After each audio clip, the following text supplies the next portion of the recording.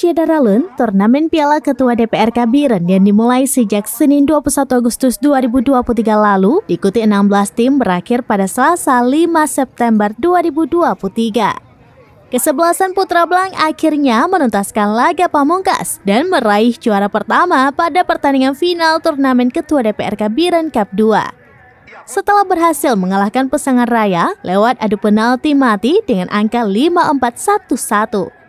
Pertandingan terakhir dipimpin wasit Teguh Sutrisno dibantu Heri Kurniawan dan Rizaldi.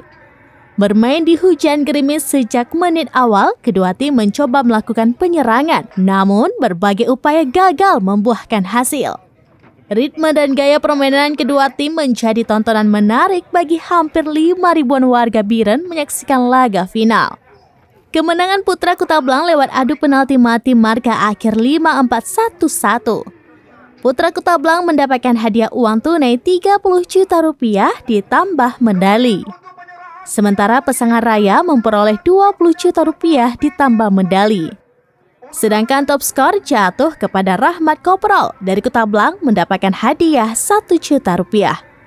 Pemain terbaik Alfa Shimi juga dari Kota Blank mendapatkan uang tunai 1 juta rupiah.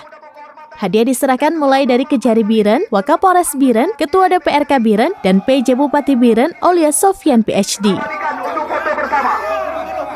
Ya, foto bersama dengan sang juara Piala Kedua DPRK yang kedua.